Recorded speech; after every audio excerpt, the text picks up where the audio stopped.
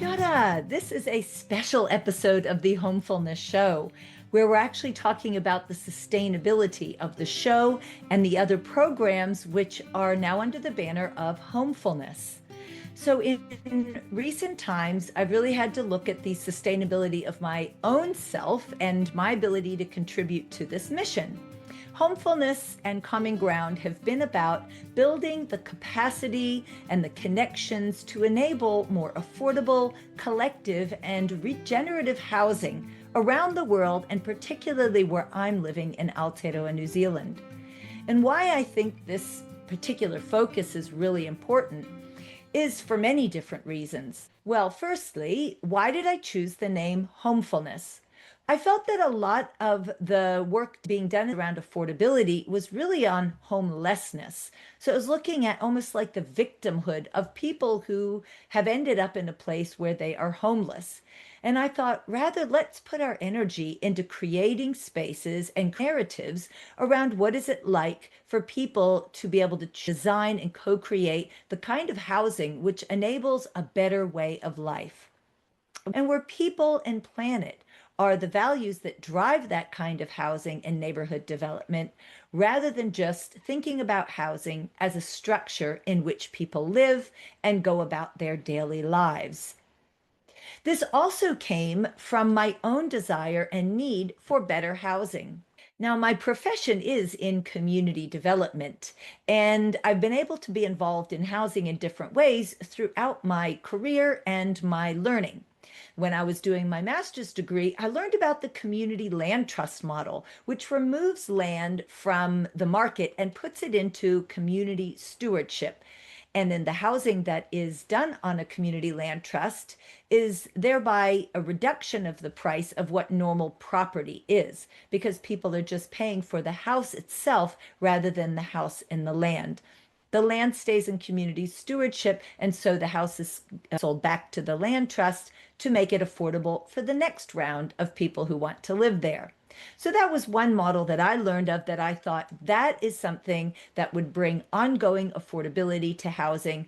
And when I noticed that housing was very unaffordable where I'm living in Aotearoa, New Zealand, I thought that would be a great model to help people to put into place in their local communities. And to go back just a little bit further, when I was at university as an undergraduate, I got to volunteer with Habitat for Humanity, where we helped to build houses. And that was my first introduction to actually participating in the building of someone's house. And that was really exciting to me, to be able to contribute in a really physical way and work with the homeowners. Later in South Africa, I then worked for Habitat for Humanity as the event and volunteer manager, hosting many events, bringing people together from various walks of life, whether they be women for the women's build, corporates for the corporate build, churches for the church build, or young people for the youth build, plus working in rural areas for orphans or the child-headed households. So a wide variety of house building experiences that I found really rewarding, and realized that actually people do like to contribute to building and creating their own house if given an opportunity.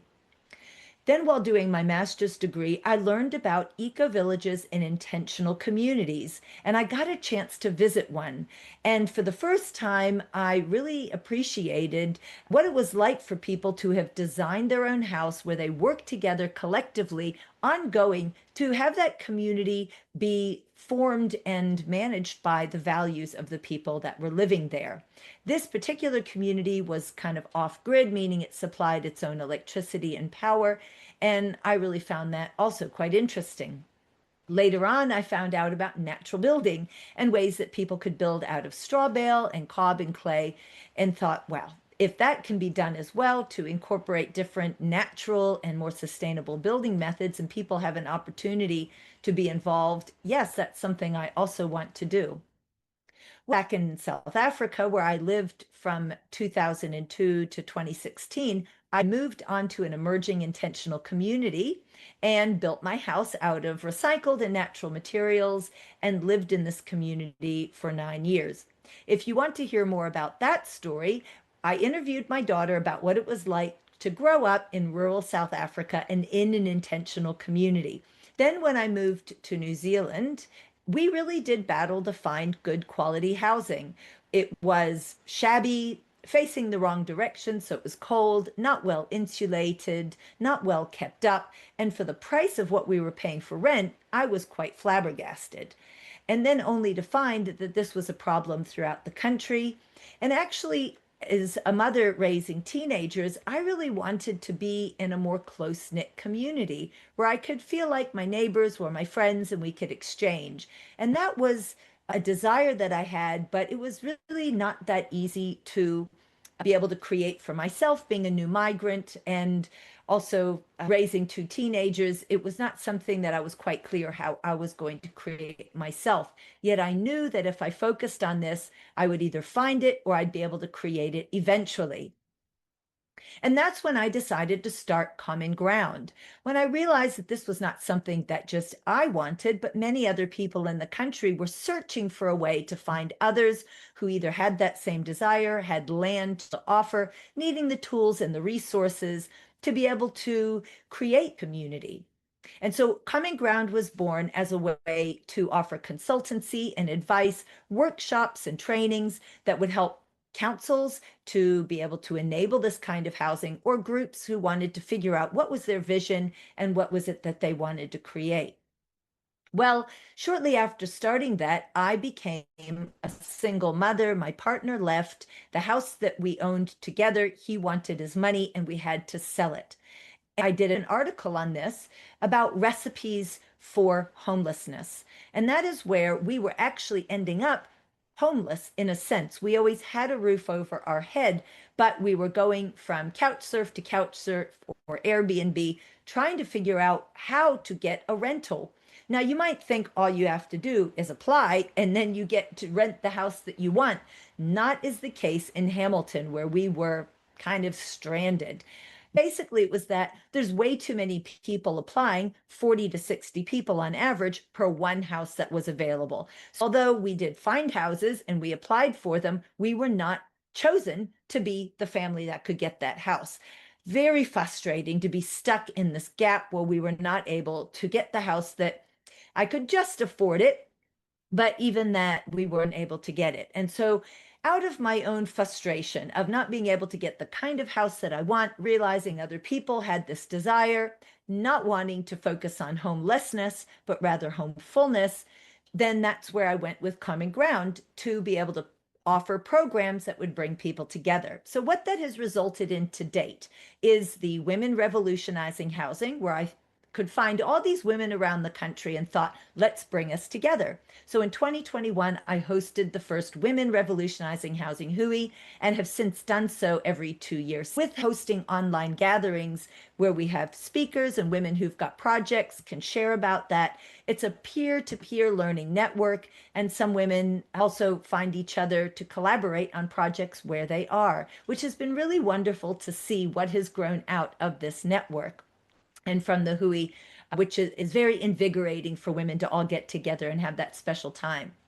Out of that grew the Homefullness Show, where I wanted to give case studies and examples of housing models that are better working.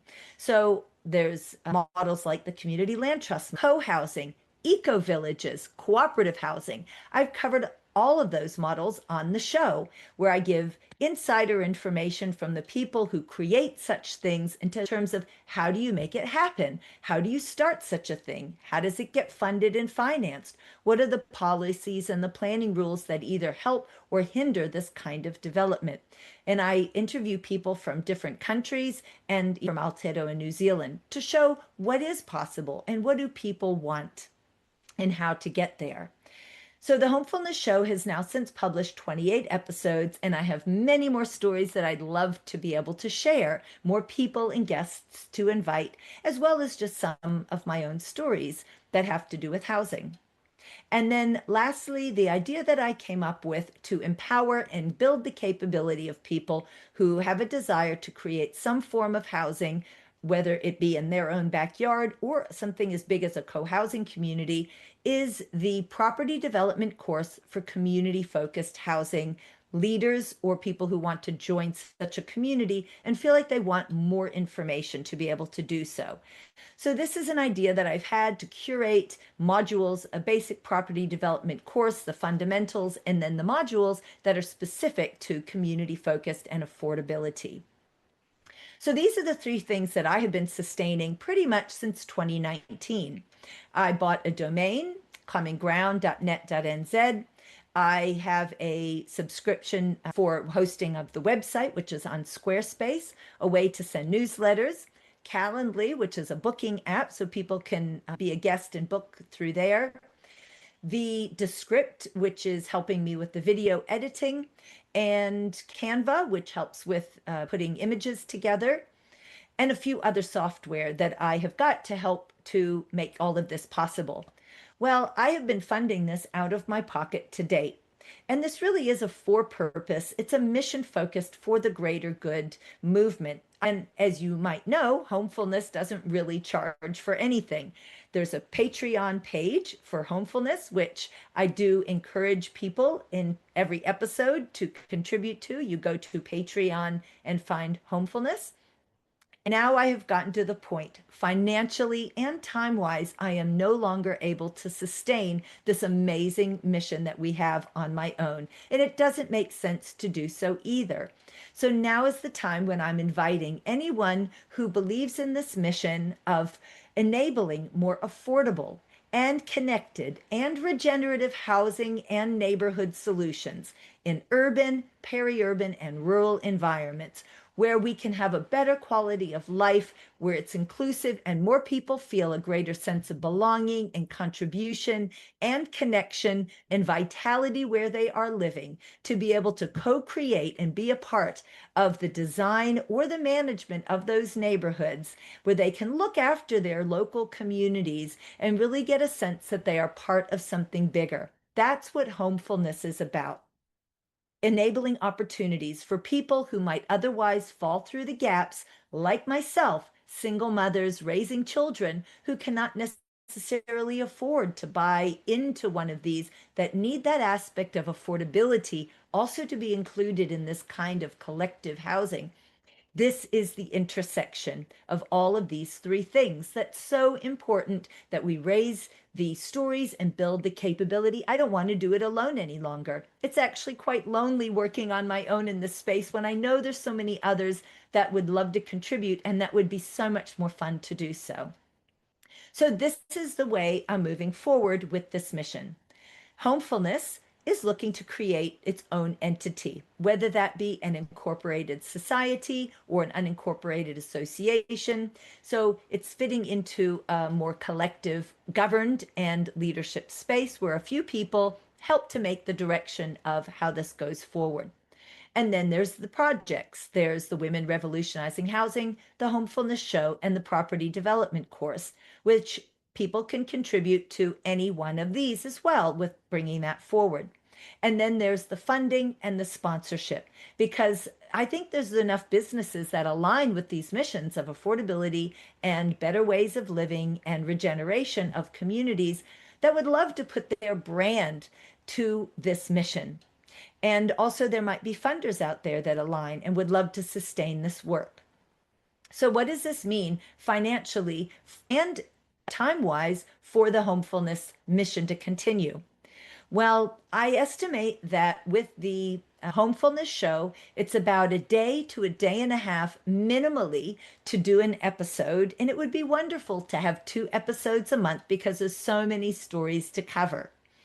And that requires human labor. And of course, sponsorship can help to cover that, and so could funding. But initially, there needs to be someone paid for a day to a day and a half, ideally twice a week. The Women Revolutionizing Housing is only about a 2-hour-a-month commitment for the online networking Zoom events, but for the HUI to be organized by the end of June 2027, it does require human resource to be able to do all the coordinating of how that HUI are going to be put together. It has a chance to earn income through the sale of tickets and registration, but I'd like to keep that as affordable as possible to be as inclusive as possible, so women can come no matter what their financial ability is. And then for the property development course, again, we'll take someone or a group of people to put together and curate modules and subject matter experts that are particular property development in the space. And of course, we can earn money by selling course registration, but initially that will take a few people's hours to put together. And that's what this funding is for. There is the Patreon page, but if people are giving only $5 a month or even $25 a month, that still is not quite enough to sustain all that is needed, at least initially, to keep this all going, because software does have costs. So what I'm looking at is developing a Pledge Me campaign over the next couple weeks with the people who say they would like to step up into this homeful leadership space, that we develop a Pledge Me campaign, putting together the amount of money that we think we need to sustain the software and the human resource to get this all going for the next year. And then we can put the income that is earned back into the Homefullness entity, not my pocket, but the pocket of the entity itself. Again, I cannot sustain taking out of my pocket to pay for these things, and hence the entity fundraising to be able to do so. But of course, the more people that are involved, the more that the mission spreads. Money-wise, I have estimated that it will cost around $18,000 to do all these 3 projects through to the end of June 2027, with income maybe even about the same going back into the organization. But we do need this initial upfront money to be raised and people to step forward to help to drive and create really expansive strategies for each one of these to serve the mission better. So if this is something where you'd like to take even a little bit of leadership or some contribution of your time or your money, there's ways that you can do that. I have a survey, which is collecting information from people about how they'd like to contribute. There is Patreon, the Homefullness Show, where you can go and give right away. And there is then the Pledge Me campaign that will be coming up where you can contribute in that way. The other way is if you've got a story to share. Love to hear how Homefullness, the work that we've been doing to date, has benefited you, or where you see future benefit if we continue. And also, if you'd like to be guest on the show and share a project that you've been involved in to create more homefullness where you're living, doesn't have to be something big. These kinds of stories are really relevant to show how everyday people in simple ways are creating homefullness where they are, building connections and community. So this is a way that all of us can contribute in some way. If you would like to email me, I'm at zola@commonground.net.nz. And my cell phone number, if you want to WhatsApp or call, is country code 64-27-449-0422. And so what happens, you might be asking, if we don't get people stepping up and if we don't raise the money? Well, it'll be something that I have to put on the shelf because, again, I don't have the money or the time to give as much as I have. What I do want to do with my time is create an income generating business where I'm able to financially sustain myself. So what I'm moving into is creating Common Ground as a training and facilitation and consulting business where I work with teams, families, businesses, and organizations, where I help them with communication and collaboration, conflict transformation, and the building of a group culture that is harmonious and fun and sustaining and vital, and where people feel like they can belong and contribute and feel valued. So this is what I'd like to do with Common Ground, which of course, as you can see, does overlap with Homefullness, but I'm looking to work with groups on courses, programs, and retreats where we can do this in person together, ideally. Thank you so much for being a supporter of the show so far and of any of these programs that you've been a part of. I look forward to having your continued participation, hearing from you, and hopefully being able to work together in the future. Kia ora.